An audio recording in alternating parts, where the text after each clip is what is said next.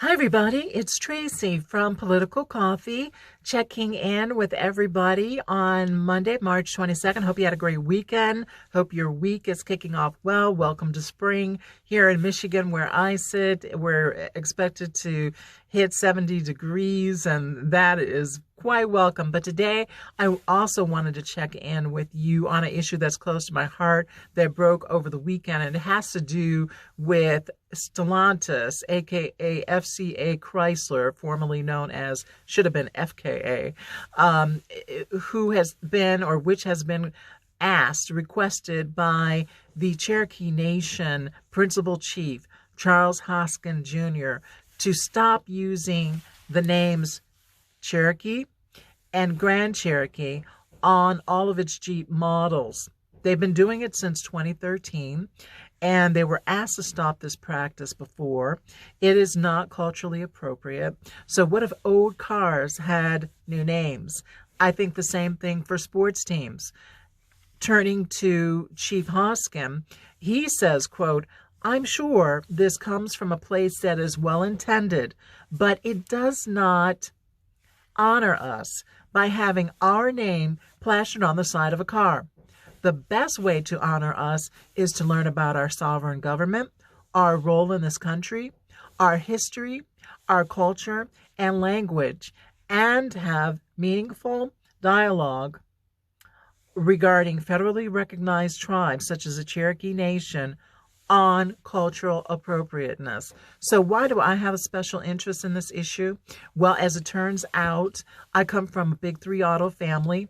My father worked for Chrysler for almost 40 years. He was heavily involved in the United Auto Workers, UAW. He was a unit chairman. He helped a lot of people with what he did, and he finished his career at what they used to call the PQI store, Product Quality Improvement Store. And so, I was born and raised in Detroit, the Motor City. I'm still here. I did not leave the city. And the other connection is to the Cherokee Nation itself. I belong to one of the three federally recognized Cherokee Nation tribes.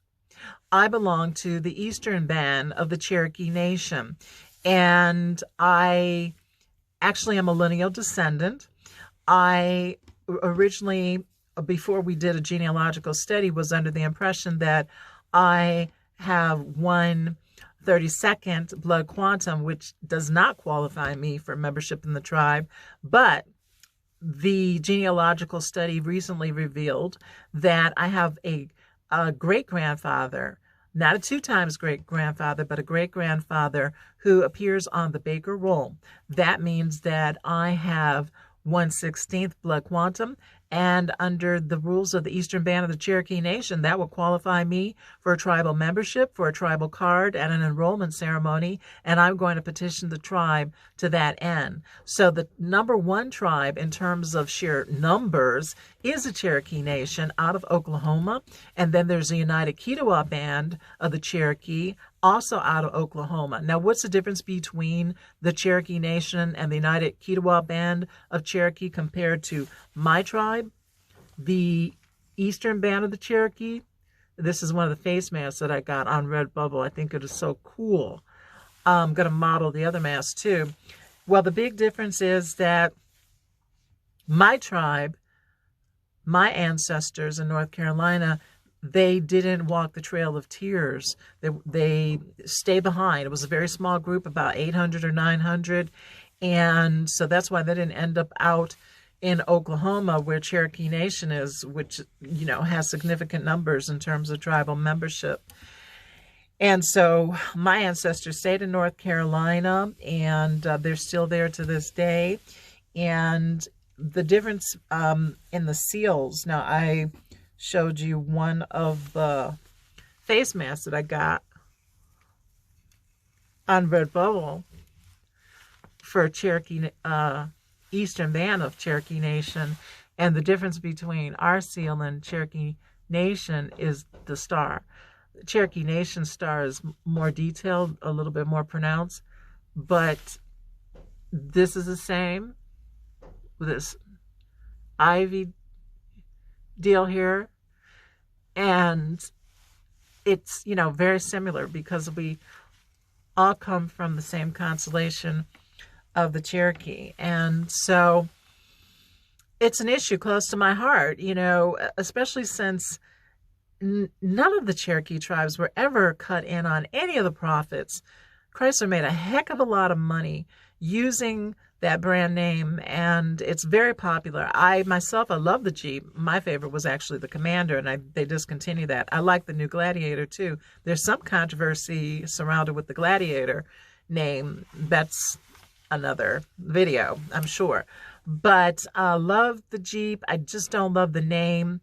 It is not culturally appropriate. It is not respectful. The same thing with the sports team, Cleveland Indians. Please get a life. It's got to end. And I'm very proud of my Indigenous heritage. We did Ancestry.com. I got a free kit and came back that I'm 2% Indigenous. And interestingly enough, out of that 2%, part of it is in Mexico. So I guess I'm technically an Afro-Latina as well, because there's a connection between the Cherokee and the Apache, actually. And I found out that I'm a very distant relative of Geronimo, who I'm very proud of. I've always looked up to him, and that's that Mexico connection. So because of the Ancestry.com DNA results, and we also did an extensive genealogical study going through back centuries, through census records and photos, and I discovered that I am 49% African, and I'm so proud that my African heritage consists of the Cameroon. That's why I speak French pretty well, and it always came natural to me with the accents. And also, I have North African heritage, not Arabic, but from the Maghreb, Morocco, and Algeria, and Tunisia.